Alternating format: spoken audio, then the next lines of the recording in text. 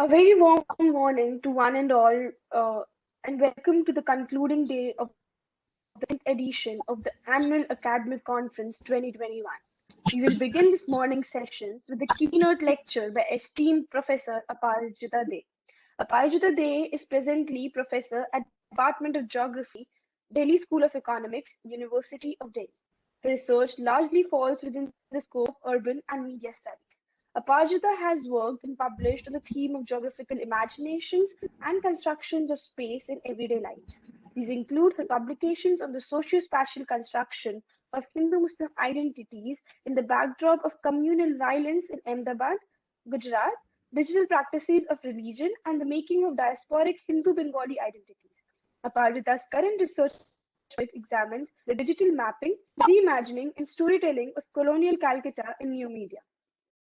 She will be talking on the topic Convivial Spaces Negotiating Divisive Spatialities and Religious Identities in the Walled City of Ahmedabad.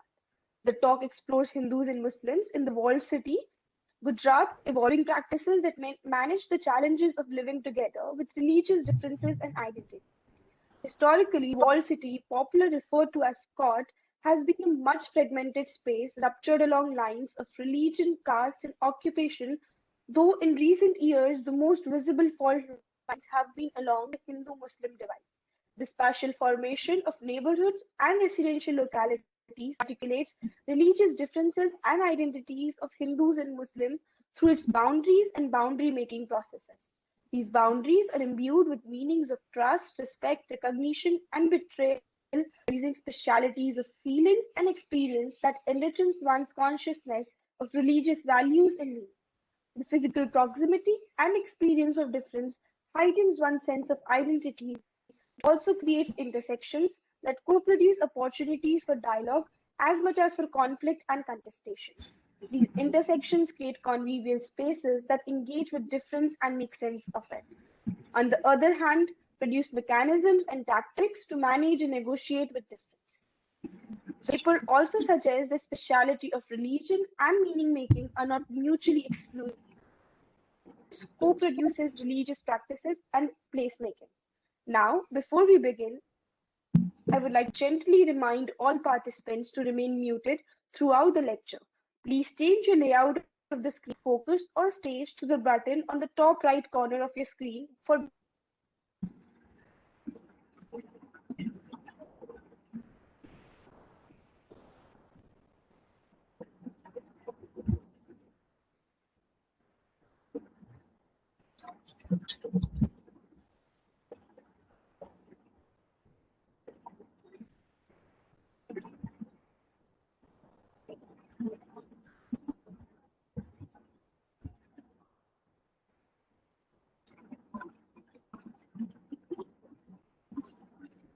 Change your layout of the screen to focus or stage through the button on the top right corner of your screen for better experience.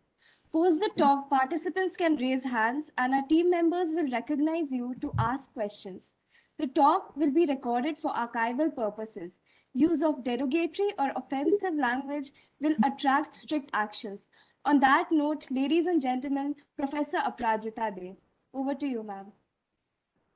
Thank you so much, Yashita, and thank you so much, the students in the Department of Humanities and Social Sciences, IIT Madras, for inviting me for this keynote address. And I'll shortly start the presentation. So let me just share just a second. Let me. Yeah. Give me a minute. Can you see the screen? Is the screen visible to you all? yes, ma'am. Yes, ma'am. Okay, thank you so much. And am I audible? Am I audible? And is the screen visible? Yes. Yes, ma'am. Okay. Your audible and Yes, screen ma'am. is visible. So I'll be presenting on convivial spaces, negotiating divisive spatialities and religious identities in the walled city of Ahmedabad. I'll refer to the walled city as court. That is what KOT. That is what in Ahmedabad it is referred to as the Court Vistar. So rather than, I think the court sounds much better than calling it the walled city of Ahmedabad. Anyways, let me start by with a narrative actually, and this narrative is actually nothing to do with Ahmedabad for that matter. It's more about this ad that came out very recently and was withdrawn. If you recall, very recently, I think last year, this ad by Titan or Tanishq, its brand Tanishq, and its new line of jewelry, which was known as Ekatva. Okay, and the tagline was it the beauty of oneness. Okay, and the notion of ekatvam or oneness in the advertisement is represented through the God Bharai ceremony, kind of a baby shower ceremony that takes place of an expecting Hindu mother arranged by her Muslim mother-in-law at their urban home. Now, what followed was extreme backlash in social media with widespread trolling of the advertisement and accusations that the brand was encouraging love jihad and interfaith marriages, favoring particular religious groups, and even sexism. Consequently, the advertisement was withdrawn with an apology which too created another wave of criticism, this time by liberals who were of the opinion that the withdrawal denied the reality of interfaith marriages that existed in India. On the other hand, the withdrawal of the advertisement was largely interpreted by many as a moral victory of the united Hindus that also signaled the avenging of a hurt Hindu majoritarian sentiments. Interestingly, the religious differences or dimensions was central to the advertisement, but it never sort of highlighted the other cleavages or differences that were there in the advertisement. If you look at it, actually it is it showed Pulikudi ritual performed by it showed the Pulikudi ritual performed by the Nayar community of Kerala. Okay, but this regional dimension was never really discussed about. What was the focal point of the entire public debate was this religious difference and the performance of religious identities in public domain. Now, here is the starting point of my presentation, that many a time in the public domain, and very recently, if you are looking at the past few days, again in social media, if you have seen this two medical students from Kerala, a Muslim and a Hindu medic in their scrubs have been performing to Rasputin. And it has again created a certain kind of a wave that, a Hindu and a Muslim student both dancing together in the corridors of a hospital. Okay. This kind of discussion in the public domain has been quite common. Okay, and there has always been the talk of this divisiveness between the sort of larger Hindu vis-a-vis the Muslim community. Okay, and there has been the debate has always been about polarization of the communities. Okay, and not only just the polarization of the communities, but a kind of the communities being pitched one against the other. Okay, now why this is important to me, why this becomes a starting point to me, is that India as a nation has been living with difference, not just between religious communities, but all kinds and all sorts of differences. Okay, but the point here is, my point of entry is that is the polarization, the divisiveness that we are talking about in the public domain, how does it filtrate into our private domains, into the everyday life worlds? Okay, so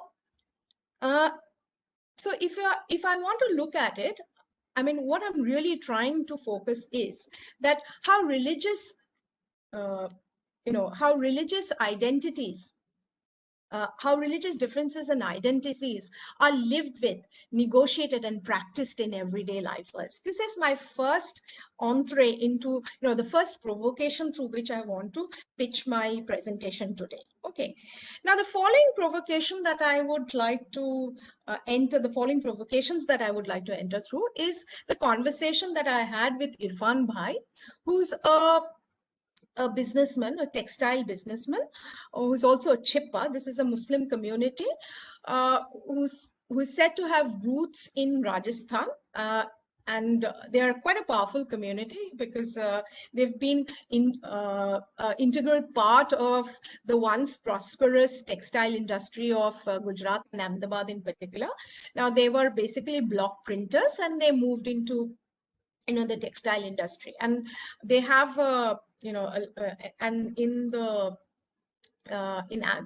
court they live in a very large kind of a pole called Chipawad. Okay, now just right after this advertisement, I went and talked to Irfan Bhai, and I was asking him, my query was, why so much controversy about this ad?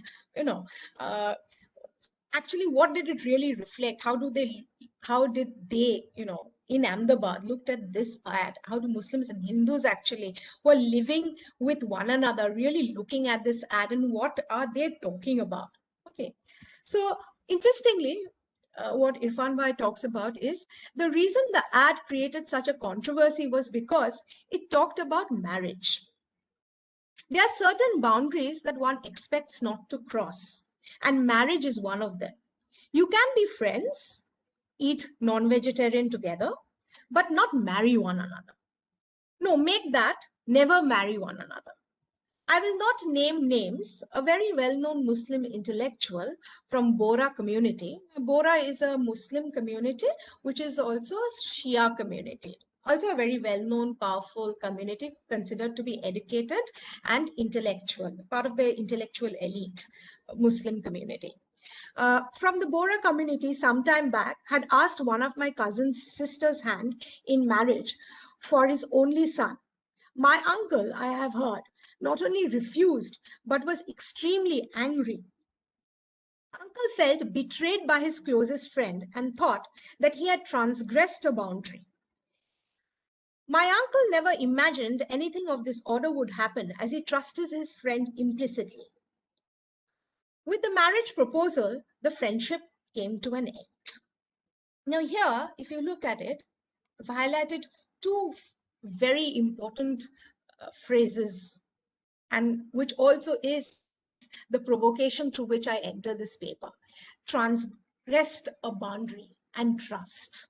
Okay, so if I go back, the provocation here is to actually examine and explore religious differences in terms of and religious practices in terms of transgression of boundaries. Okay, and how these transgressions are connected to notions of trust and betrayal, respect and recognition.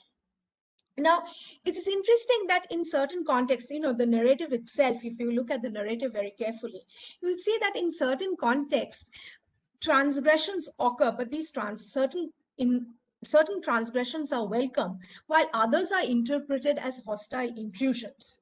They're totally objectionable, leading to ruptures both within and without. So my idea is to look at what are these transgressions really are like. And when I say that I'm looking at religious differences, and I'm looking at how religious differences are lived with and negotiated with, I would like to make a very distinct point here that I'm not trying to unpack, define what religious differences are constituted of. What I'm really trying to look at is how one lives with it and negotiates with it. There is religious differences, which is one is not denying that, but one is also saying this, that these religious differences are nothing new. They've been existing and have existed. So, and these communities have lived together for quite hundreds of years. So there has been mechanisms by which they have negotiated these differences. My idea is to understand these mechanisms by which they negotiate these differences. So if we look at, if we look at a city, okay, transgressions, and as Lafayette already talks about it, transgressions are something which is habitual. They're something which is constant.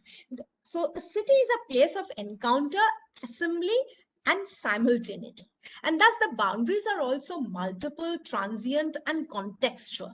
Okay, so if you look at us, I mean, just take any ordinary, you don't have to be in the world, in the court of Ahmedabad, but if you're really looking at your everyday life worlds, and you're sitting in a classroom or just moving and walking around the city, okay, you may be walking through a Hindu area, but you can hear the azan or the prayer call coming in from a Muslim area, or you may be just walking through the gully, the Muslim area, just out skirting around the Muslim area, and get beautiful smell of the kebab being cooked. Okay, but you may position yourself on Hindu, so there are constant encounters and transgressions that you're having, where you are meeting people, you're just boarding a in a metro or a bus, and you encounter a woman wearing a burqa or a man wearing a topi and in an attire which is the Muslim attire, with his white kurta and pajama, and the pajama slightly above his ankles. Okay, so there is, in our everyday encounters, we're constantly encountering this. We're transgressing our boundaries. We are interacting with them. Okay, so cities are places where you habitually encounter, transgress. Okay, so when you habitually encounter and transgress, that means that these boundaries that one is speaking about, okay, are these boundaries solely moral, cultural, or religious? Can they be spatial ones also? So my here is that, when I look at the theme that often the identities, when we talk about identity, particularly religious identities and practices, they're always seen as a sociological category but never a spatial one. And my argument is that it's an interweaving of these sociological with the spatial. So thus the material space of the city, that's what my argument here is, that this material space of the city entangles with the immateriality of religion in terms of values, motivations, imaginings, spiritualities that want to produce a rather complex relationship between religion and the city. So we will, in the subsequent parts of the presentation, look at how the idea of values, imaginings, and spiritualities are imbued in the speciality of the city. Okay, now scholars of religion, more often than not, have ignored the physicality, corporeality, and speciality of religion, and have been more predisposed towards meaning making. Okay. In this paper, in this presentation, what I argue is that speciality of religion and meaning making are not mutually exclusive, but they are complex entanglements that co-produces religious practices and placemaking. Not points out to such entanglements of the tangible materiality of religion that transforms the urban sacred into an iconic material object. And in this case, I would say a material space that symbolizes religious values, meanings, feelings, and experiences. It is through this the physical, corporeal, and spatial experience of these meanings and values of religion does one become conscious of the iconic. Thus, not only not emphasizes the question of visibility and spatial experience of religion in public space, but associates with the creation of iconic religion that is invested with symbolic power. Not brings new insights and challenges into understanding religion and the practice of religion in cities, but it is somewhat biased towards the materiality of what could possibly constitute as iconic religious spaces. So according to Knott, these spaces then turn out to be only places of worship, burial grounds, religious sites, and ruins, thus excluding other forms of specialities of religion in the city. And what I'm trying to do here is that I want to cast my net a little wider.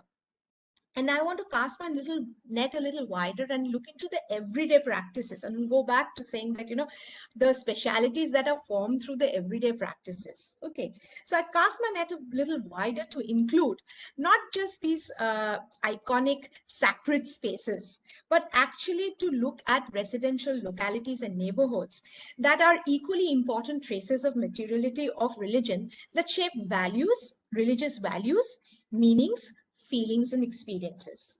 The spatial formation of neighborhoods and residential localities articulates religious differences and identities through its boundaries and boundary-making processes.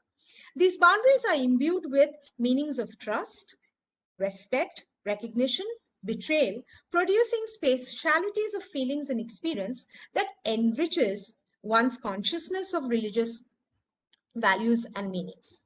The spatial proximity and experience of these differences heightens one's sense of identity, but also creates intersections. And I highlight here, it creates intersections that co-produce opportunities for dialogue as much as for conflict and contestation.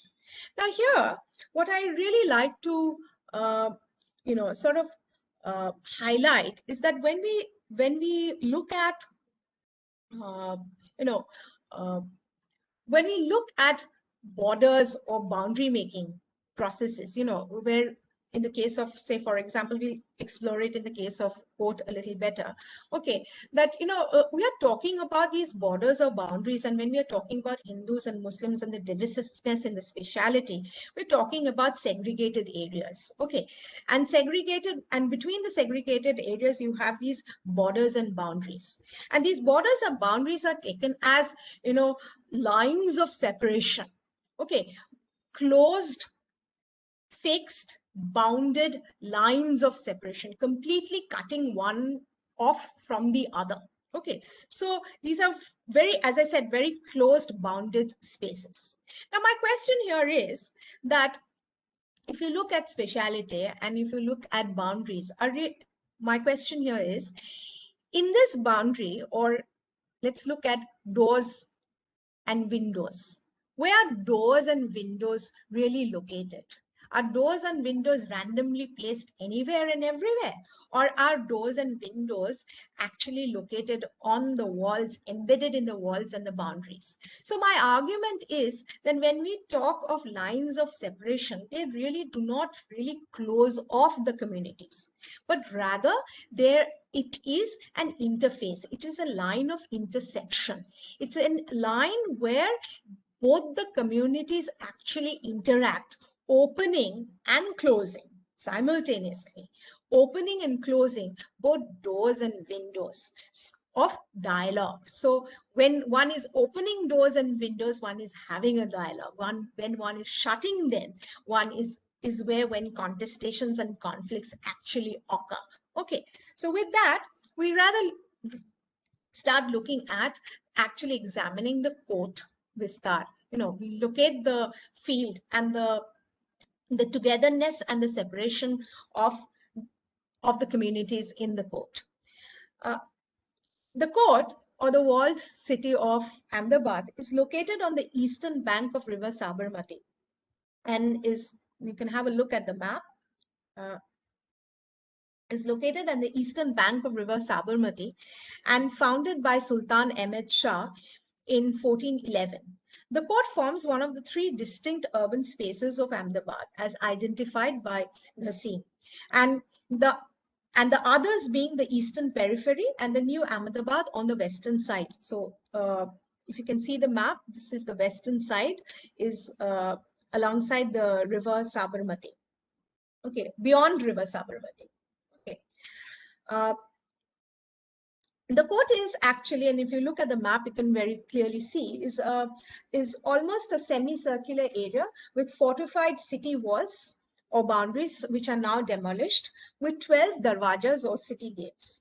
The Bhadra, if you can look at the map, there is a place called Bhadar.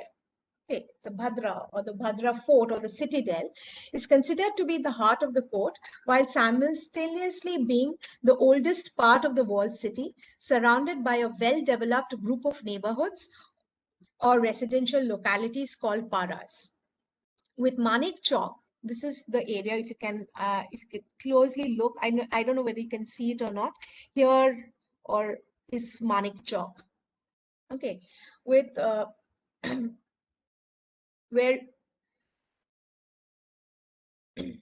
with various paras like Shahpur, and the Manik Chowk is the principal business district or market area, and it was during the time of Mahmud Begada, that is between mid 15th century to early 16th century, the court was established with different paras, like you can see here, Shahpur, Daryapur, Khadia, Jamalpur, Raikhad, Mirzapur. Okay, these are the many localities which is, or the paras that you find in the pole, in the court.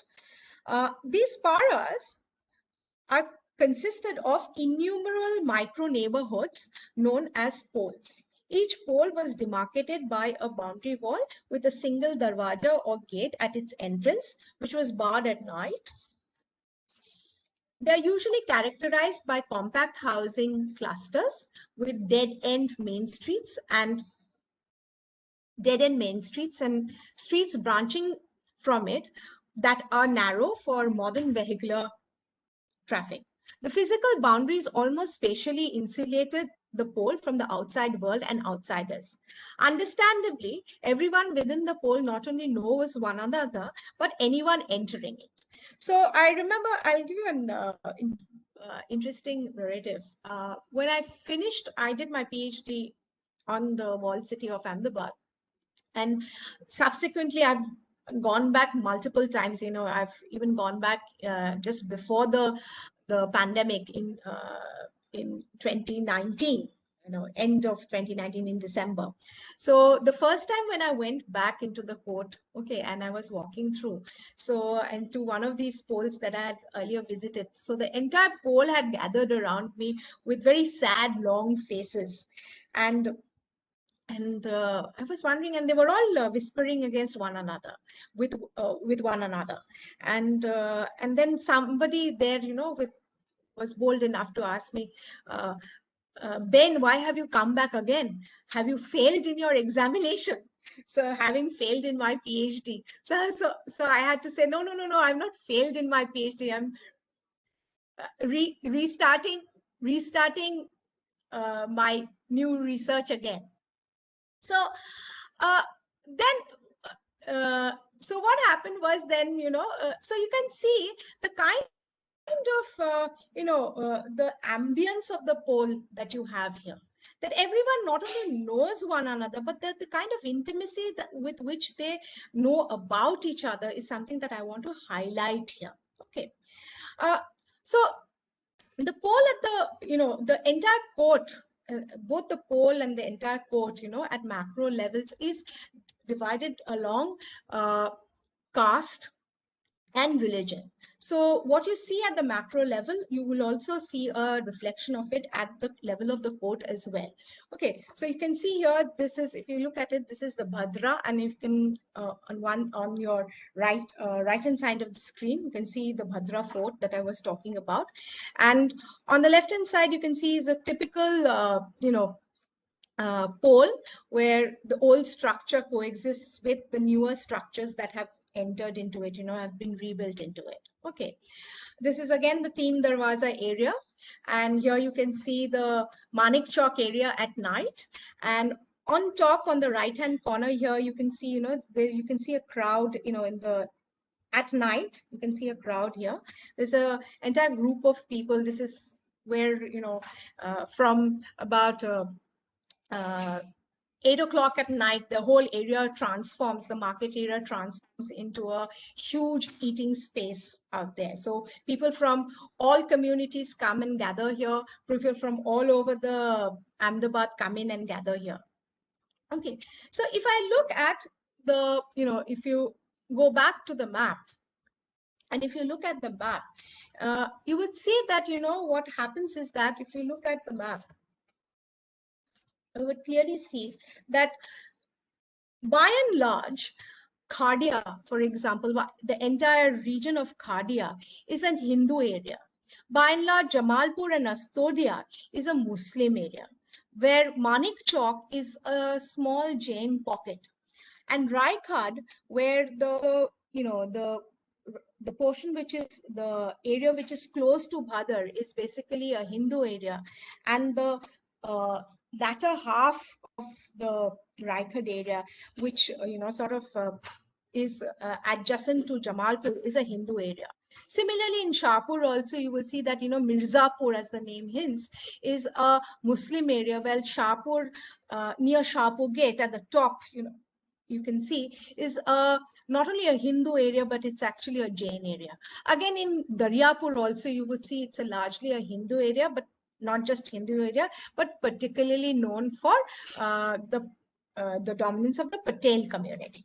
So if you look at the at the macro level of the court as well as the micro level, you can see such reflections of divisiveness in terms of both religion and caste being visible there.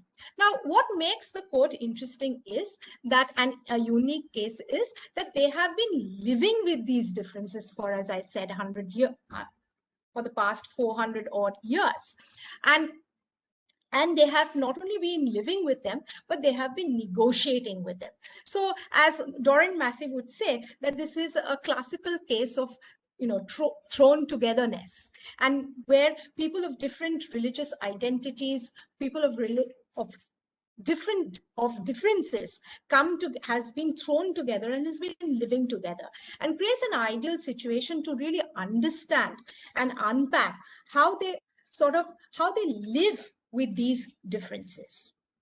So this brings me to the idea of, when you're living with differences, this brings me to the idea of wanting to explore the idea of what I call as convivial spaces, spaces which are between transgressions and compliances. Now, I'll start off with an interesting narrative, as you move from, the areas of Teen Darwaja, the crowded areas of Bhadra, Teen Darwaja, and Dhalgarwad, you will walk through this labyrinth of quite narrow by lanes, and once you walk past through these by lanes, you will enter into the poles, the khirkis, and the khachos, and you would very easily view a very different yet quaint old world charm of the poles.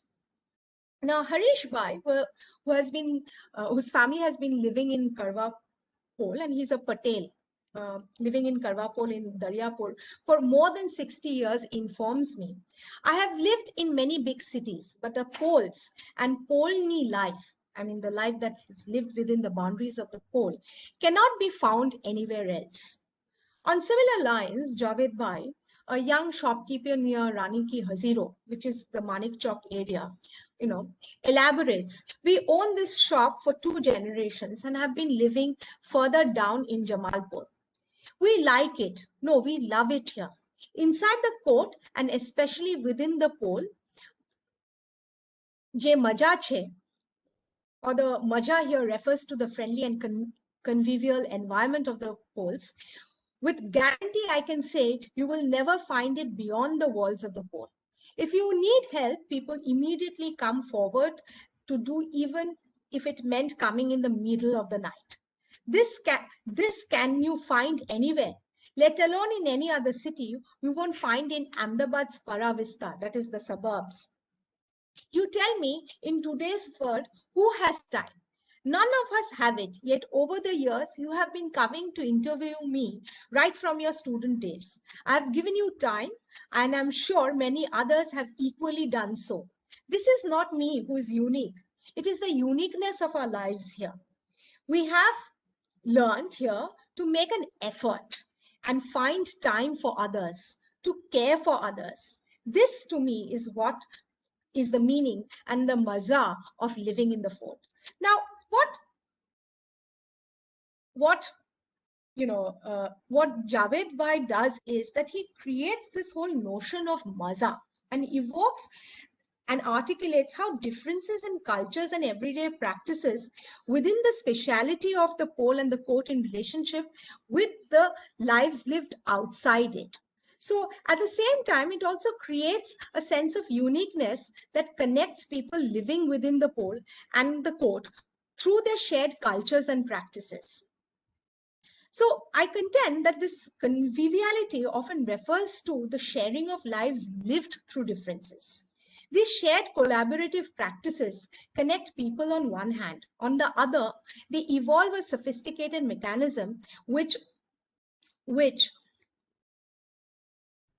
recognizes differences yet circumvents communitarism. It is through these cultures and practices in everyday lives that Blokefeld claims that communities produce shared common values and experiences. And I've written elsewhere that these shared values connect people living within the space of the poles, which are often articulated as spaces of, practices of Sangatan, Saath Sehkar, and Ekta. Now, as I said, that, that when you look at the pole, the maza that,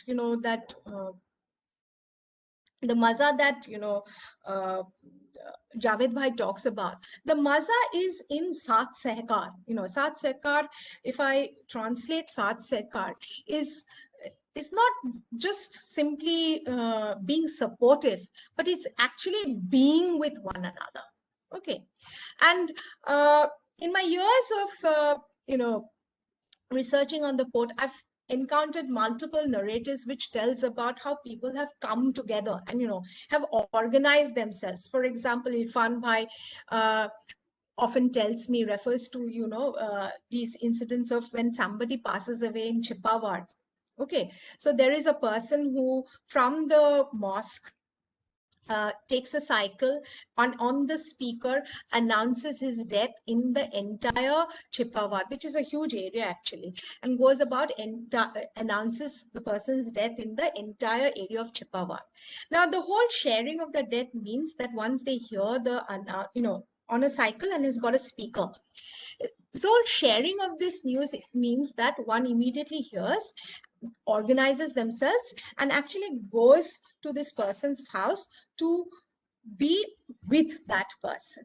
And it also creates this feeling of oneness. So it's not just you as an individual or your family, but actually the pole in itself forms this whole idea of kinship and family together. So this is what, and it's not just Chipawad or the Muslim community that I'm talking about. I've come across similar kinds of narratives n number of times across the different caste lines and across the different religious lines of religion. Okay, and if you look at the following narrative of Ramesh, who is a Jain Oswal living in Panjarapol in Kalupur, he says that it is not alone during crises like in riots, earthquakes, that people help each other. It is common to see all these men taking turns at night to guard the pole during riots, or the women preparing tea and snacks for them. It goes much beyond it.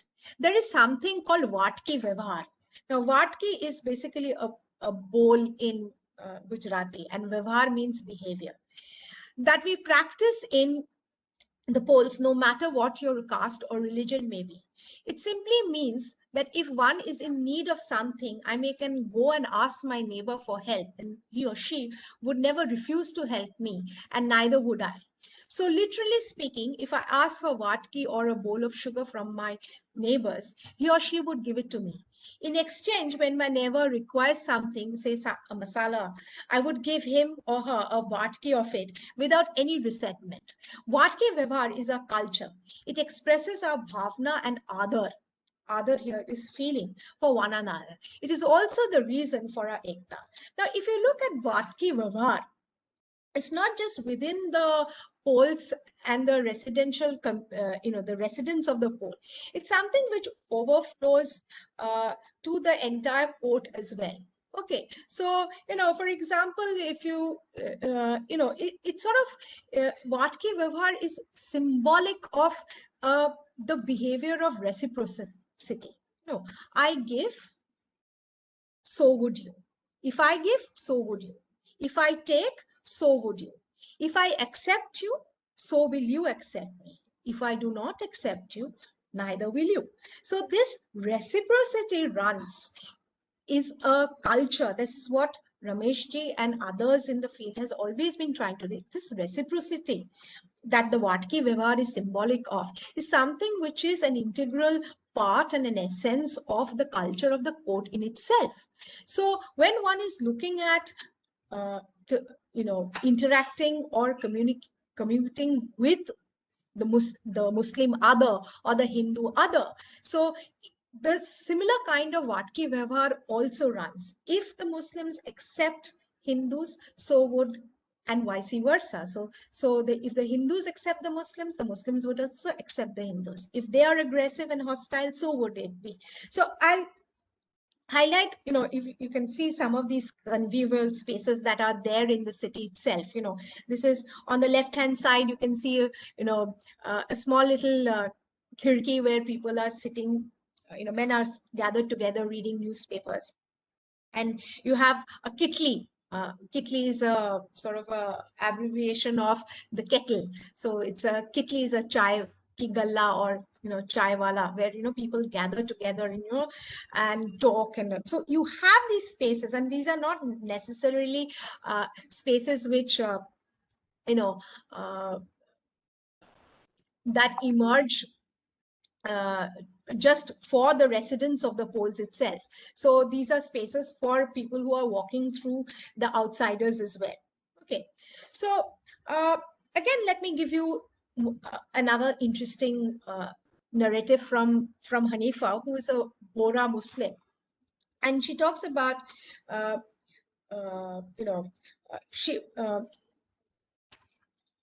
Hanifa says that, admits that Boras used to light diyas just like the Hindus during Dipavali. Okay, my father used to say that so many diyas would be lit that to an outsider our pole would resemble Hindu poles. Over the years, this practice has almost died out, perhaps because our identity as Muslims were being questioned by the larger Muslim community. The Maulvi Saab from the neighboring pole once came to give us talim. In the talim, he told us that we too, that is the Boras too, are a minority, and that we should stick to our traditions and not forget them. He hinted that the Hindu majority cannot dictate terms to us, and that we must run and live by our traditions. And most definitely not borrowed traditions. Many were convinced by the Maulvi Saab when he thought at the end of the day that we were Muslims, so why displease our own community? So celebrating Diwali in our homes slowly came to an end. Yet many of us visit our Hindu friends and exchange sweets and other gifts, but no longer light diyas in our courts. Now, it's very interesting to note that how the Bora community here renegotiates its religious identity within the broader Muslim community. On one hand, the public display of the celebration of the Hindu festival of Deepavali has almost ceased to exist to invoke their religious differences with the Hindus. Yet at the same time, re-establishing their shared cultures and observing shared values and faith with the larger Muslim community. On the other hand, acknowledging that they visit Hindu homes on the occasion of the festivals and exchange gifts indicates the mechanism that they develop to maintain their religious differences and simultaneously subvert communitarianism. These mechanisms are not just limited to the Muslims nor the Hindu Vora community in particular, but extends to the Hindus as well. And give you another example. So here, what before let me give you another example. Within the court, many Hindus have business relationships with Muslims. Okay, and and they consider each other as friends, exchanging greetings during festivals. So Kinvanti and Jaydeep, a young Hindu Brahmin couple who lives in Khadia, recalls how their Muslim friend Nazia taught her to cook eggs when their son was advised by the doctor to eat non-vegetarian food.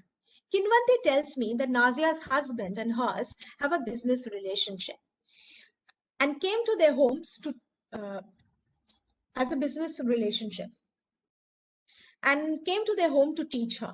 Nazia not only gifted Kinvanti a separate frying pan to cook, knowing fully well that they would like to keep the utensils used for cooking non-vegetarian food separate from the regular cookware, but also the fact that Nazia supervised her cooking without entering into the kitchen. And this was primarily because she knew that in the kitchen there was a small gharka mandir. So Nazia coming to Kinvanti's home, bringing a cookware to cook non-vegetarian separately and supervising the cooking of the eggs from afar, reveal how both create a bridge and connect by knowing each other's place. The act of knowing one's place reflects here the respect and recognition that is accorded to their religious differences and that which neither of them transgresses. So what I'm trying to say here is that a city is habitually marked by encounters and experience of differences. Then the question that arises here is, how does one negotiate with these encounters to curb possible hostilities or resentments and yet recognize and respect differences? So Amin points out that these negotiations are continual and ongoing process that is the heart of convivial spaces and practices. In other words, the contradictions that are encountered are continually negotiated with by both Hindus and Muslims that simultaneously acknowledges each other's differences without trying to cause any open conflict or confrontation. Now, I'll sort of the last narrative that I sort of try to pitch in is one by Meenu, who lives with her grandmother in Raighat. Okay, and Raighat is an area which is classically often referred to as a mixed area. Okay, where Hindus and Muslims together live in this area. So, and it's also an area where often one would hear of communal riots. Okay, and what Meenu tells me is that communal riots and violence often takes place when either Hindus or Muslims disrespect these practices and spatial boundaries. She points out that typically such incidences of dhamal or violence occurs during Rath Yatra in Holi or during the Muharram procession, when either Hindus and Muslims veer into each other's spaces, which is clearly seen as a transgression and an attempt by the other to claim their space. Meenu poses me a question. If you are a Hindu, will you enter a mosque? Or if you are a Muslim, will you enter a temple? Certain spaces are off limits for both. When you do not accept them as such, that's where the trouble begins. She then points me towards the dargah from her otla. And the otla is a balcony just in front of the houses. Both Muslims and Hindus visit the dargah. This is the space that perhaps is perceived to belong equally to both. Many a times during riots, both Hindus and Muslims have inherent negotiation Muslims have taken shelter, particularly the women and children. Minu's narrative brings to light the inherent negotiations that shape religious specialities in the court. In case of the Rath Yatra or Muharram procession, the space is considered off limits, and transgressions of these boundaries is read in a hostile manner, leading to conflicts and contestations. The space of the dargah, on the other hand, is believed to be an intersectional space, which is clearly one of dialogue and interaction with one another. Hence, even during incidences of violence, they remain as convivial spaces that are shared and respected across Hindu-Muslim fault lines, where they come together despite their differences. So to conclude, let me sort of say that religious specialities, as I argue, are multiple and transient, as evident from the very existence of convivial spaces within. The convivial spaces challenge the fixity of religious specialities that enforces religious differences, and also points out spaces beyond sacred spaces or places of worship, be that temples, shrines, or mosques, that articulate religious differences. The everyday encounters of these spaces make possible for negotiations to take place between Hindus and Muslims, and to make sense of their differences and evolve mechanisms and tactics to manage these differences. It is also important to note here that these negotiations resulting from encounters with religious differences are a continual process that could create new spaces of dialogue as well as contestations. So convivial spaces are inherently fluid, messy, and contradictory, where possibilities of transgression and compliance coexist and are recognized and attempts are made to negotiate them. Convivial spaces are also where spontaneous, improvisational forms of negotiation emerge in everyday lives that normalizes these differences, allowing Hindus and Muslims to live together with their respective differences. With that, I'll end the presentation and open the floor for further questions. Yes, if there are any.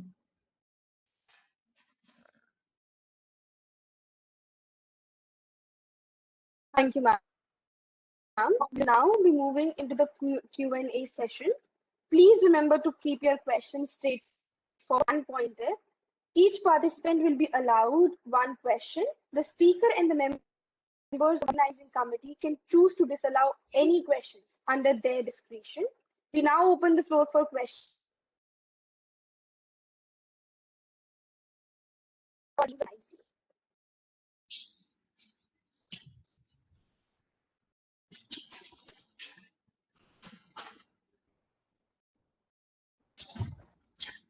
Chaitra, you can Having unmute and questions ask. can raise their hands. Hello, ma'am. Good morning, and thank you very much for your it's a very detailed talk. And I was in Ahmedabad for a very short visit in 2019, so I could relate to a lot of things that you spoke. Ma'am, the question I have, arises from what I saw and what you spoke. So, and is also something that I see around, like buying, selling, renting. When it comes to buying, selling, renting, not just there in the whole city, but throughout, there are these patterns that it might form, all of that. And particularly in case of the port city, I also know that a lot of older residents there who are relatively well off keep moving out, and that creates either leads the poles into disuse or some new the community itself comes up with certain solutions to make sure that someone inhabits there. So I want to ask, the question I want to ask you is, how does buying, selling, and renting in poles contribute to either contribute or break away from this idea of convivial spaces? Chaitra, as you've understood, mine is something which is a very detailed ethnography. Okay, so and I would actually not really talk about patterns, overall patterns that emerge, but I would actually talk about the nuances and the in-betweenness of it, and the contradictions that come out. Okay, obviously, there, for example, there's a pole in Shahpur called Vasta Gelani pole. Okay, and it's a Jain pole, and it's very interesting that each of these poles are numbered. The records still exist with the pole panchayat. Now, I've not discussed here the governance of the poles here. Earlier, what used to be is that each of the pole had a pole panchayat, and the pole used to be governed by the pole panchayat. So any selling, renting that you're talking about used to be entirely controlled by the pole panchayat. Now, over the years, what has happened is, if you look at it currently, the pole panchayat no longer exists the way that it used to do. But interestingly, in Vastagelani pole, the pole panchayat is very, very strong. Okay, and it's a Jain pole where even you can trace the records. They told me that you can trace the records of ownership back to several hundred years, and they're very strict. They would not allow any kind of renting, selling to outside their community. Not just outside their community, this is a Jain Oswal community.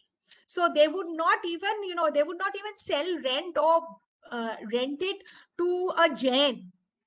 It would immediately keep it within the Jain Oswal community itself. Okay, so on one hand, you have this kind of a thing. On the other hand, there is a Jain community in Khadia, and I will not name the pole because I'm referring to an illegal activity.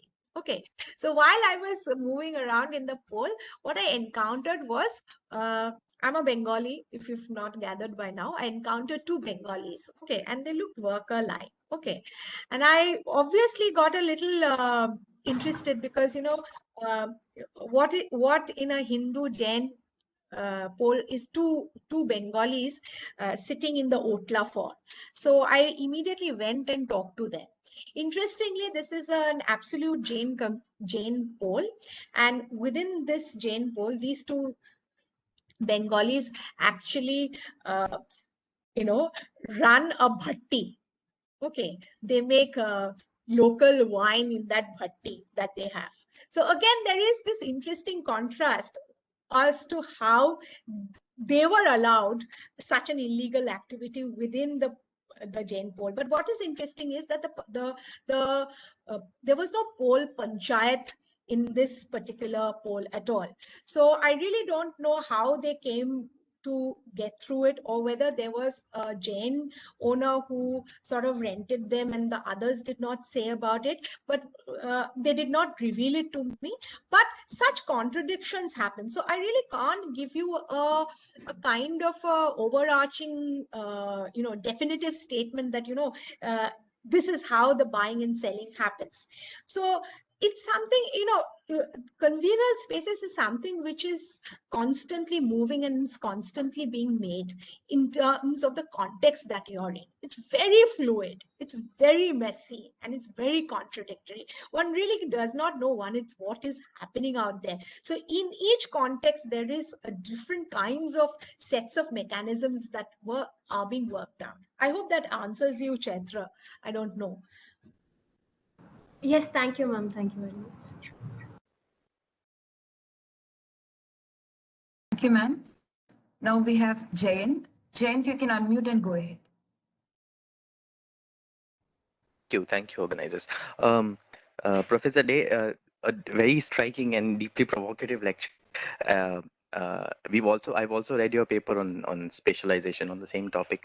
I want to, and I'm sure that you get a lot of questions about the politics of your presentation, but I'm not going to go there because I feel that does not do justice to the kind of stance that you're taking, to the ethnography that you have done.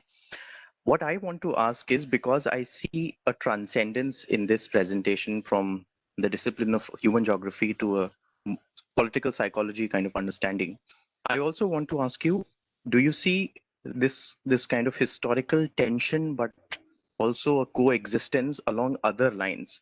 For example, along the lines of caste within the Hindu community, within the Muslim community, and along the lines of gender? And do you see potential for their subversion? Very frankly speaking, I mean, you could also ask me about the politics of my presentation. I would gladly talk about it. But anyways, let's move on to the question that you've raised. Yes, very frankly speaking, what I'm the the focal point of my argument is that if you look at differences, it's not about these lines written on stone that cannot be erased. These are lines which are negotiated with. These are lines which are there. One is not denying their presence, which are there, but they're constantly evolving, moving, and shifting. How they move and how they shift is, I think, a strategic positioning by the people concerned, as well as connecting it to the overall context that in which these lines are being negotiated. Let me give you an example. I've been working on Ahmedabad from 96 onwards. Okay, so that's quite some time. Okay, now when I did my PhD before 2002. Okay, so when I was talking, when I did my fieldwork before 2002, and I'll give you the Muslim community per se, the example of the Muslim community per se. When I did my fieldwork before 2002, then people were talking about, the Muslims were talking about the multiple divisions within. They were talking about Sayyads, they were talking about Sheikhs, they were talking about Chippas, they were talking about Mansuris, they were talking about Rangres. Okay, and they're talking about different kinds of hierarchies that they existed and the differences within.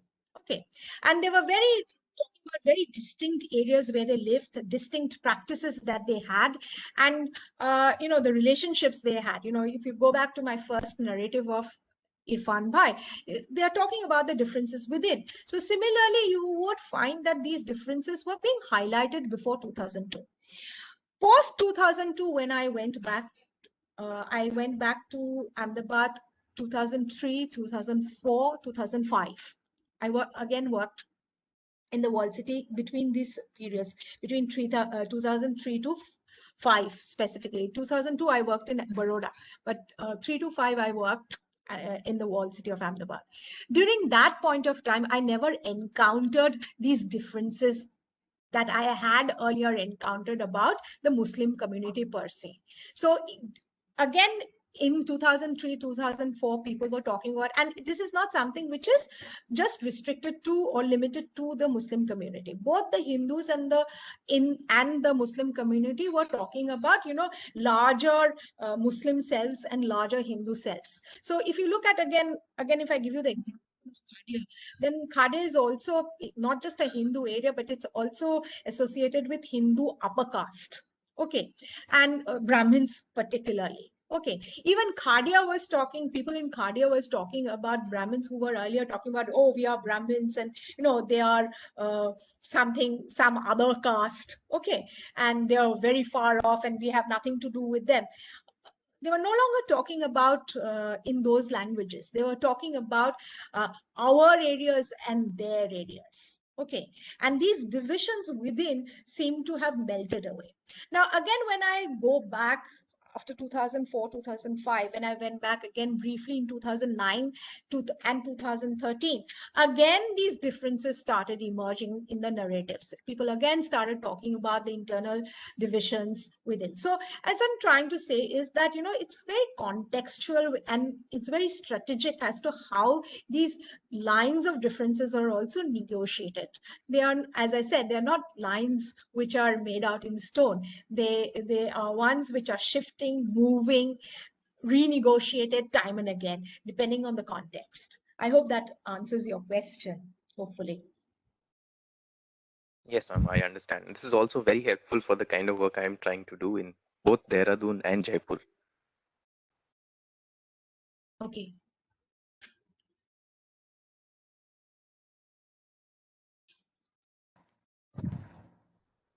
We have a question from Rahul in the Q&A box.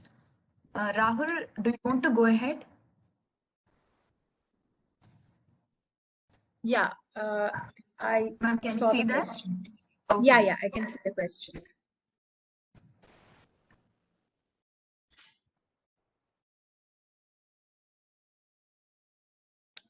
Rahul, yeah, I think you have correctly pointed out that somehow Manikchowk is essentially a Jain-dominated area, and you found the Jain influence. I don't think, when you talk about influence again, my whole point of my presentation is about in-betweenness and the nuances and the subtleties that are there. Okay, when you talk about difference, the whole point of difference when we talk about difference is or influences for that matter, dominant influences for the matter, is which is strikingly visible. The idea here is not to look and focus on what is just strikingly visible to us, but actually sort of scratch the surface of visibility and look at the muted, invisibilized spaces. So when you talk about Jain influences, okay, and Parsi influences definitely is, in my experience, I really haven't seen so much within the walled city of Ahmedabad. There's none, so to speak. Okay. There is Maratha influence, if you may know, particularly the area of Raighat. Okay, and you can see if you go back, if you remember seeing in the map, the old map that I showed, in Raighat, there is a Gaikwad Haveli. So, which is where the Gaikwads had a Haveli, and there is a few poles where Marathas still live, and not Marathi, but Maratha. Okay, Marathas live there, and they proudly say that they are Marathas. Okay, and often the presence of the Marathas is understood as the reasons why in Raighat you would often find violence happening, because they're very aggressive and they have been historically aggressive. Okay, which is not really talked about, but it's only talked about when you go down and to the people and they are actually opening up. This is not openly seen at all. They will only talk when you're talking in general about people, when they're talking about Raikhat, they would only refer to Hindus and Muslims, but no mention of the Marathas in particular are ever referred to. Similarly, when you look at the Jain influence that you have in the city, it's there, the nuances are there everywhere, including in the time, in the food practices in itself. Okay, and the dominance of vegetarianism that you have, which is, I think, is a kind of a Jain influence that you have. So you have very, very subtle influences, which I think very nuanced, subtle influence, which is not in your face, but one has to dig through them. Anyways, that's what I wanted to talk about. Anyway, I hope that answers you. Any other questions?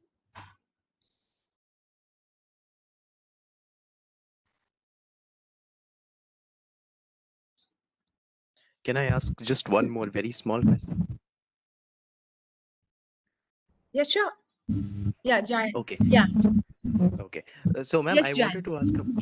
Yes, I wanted to ask about the methodology that you followed yourself in the conduction of these ethnographic interviews, because as a beginner, and sort of a beginner question, how does how does one as an ethnographer position oneself when broaching these topics to initially a sort of stranger in the neighborhood, and what are some of the challenges that one faces, because your own research is coming from a very over a long drawn period. Yeah. And so, if you could say a little bit about that. Sorry, if I could interject, I just want to add to Jet's question. Yes, Right. Chaitra. Yes, So, Chaitra, go ahead. Yeah. So my question, I mean, taking that forward. So at times when you go into these fields which are well researched, I think for example, would have been researched for as long as CEPT has been there. It has been, or Ahmedabad University. The researchers have gone there. What happens is the people there themselves, they are very familiar with these kind of settings, and they sort of start giving you what they think you need. and it's very difficult to move away from that especially when the field is new to you as a researcher. So if you could detail on that aspects, how do you negotiate with it when you're a new researcher? Also that. Uh, I think the first advantage I had was perhaps language. And I think I can't overemphasize it enough. I can speak, read, and write Gujarati, though the writing and reading part has over the years waned a bit. Okay, I don't practice it anymore so much as I used to do. But the fact that I could speak the language fluently is something which enormously helped me to actually subvert these kinds of barriers that have come forth. I mean, they have come across, I mean, the moment you go in, and I'm a geographer, so I'm also making little sketches, and I'm also have the map with me, and I'm also making these maps, taking photographs.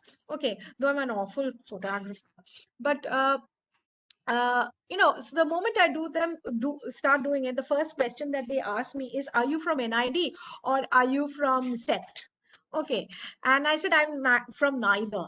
Okay, and then I start talking to them in Gujarati, and that in itself kind of breaks the barrier in the sense that I'm no longer an outsider to them.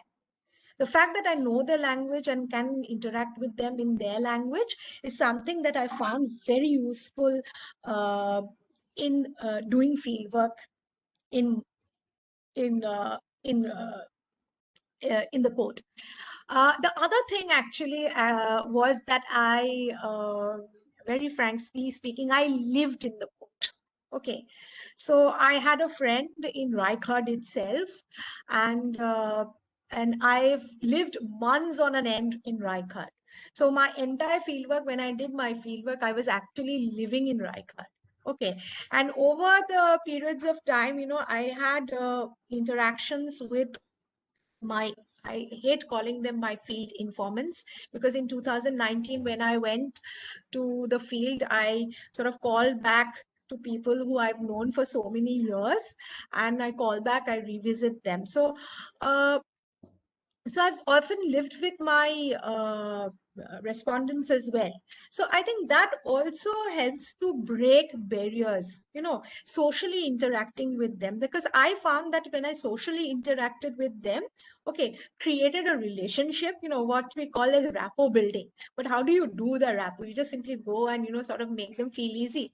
No, you will also have to open up yourself, and you have to live with them in many ways. I don't want to sound like Malinowski, okay, but but the fact is that if you socialize with them, sort of eat with them, hang around with them, that eases them, speak in their language, that eases your interaction with them.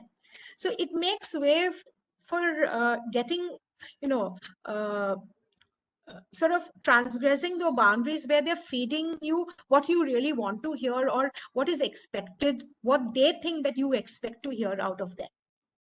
Okay, so that is a problem that you will encounter in all kinds of fields. That's part of ethnography. Anywhere you do field work, you will find that this is an inherent part, that you will come across people who will give you what you want to hear.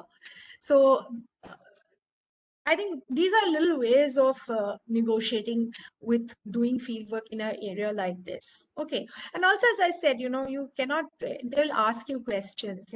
When I went to do my fieldwork, they asked me questions, uh, all kinds of personal questions. So as they are opening up their lives, I think there is an equal opening up of ourselves to the field also. You have an intimate relationship with the field. I think nobody tells you this, but unless and until you're able to have an intimate relationship with your field, then it's impossible to come out with really good, thick ethnographic data. I hope Jayant and Chaitra somehow have been able to answer some of the questions that you have raised. Yes, thank you, ma'am. Very helpful.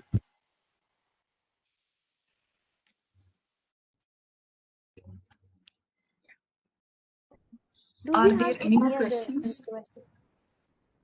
We would conclude the session. A heartfelt thank you to Professor Aparajita Day for her gracious presence this evening and that insightful talk. We at the conference team are extremely grateful, ma'am. Thank you We so will begin much.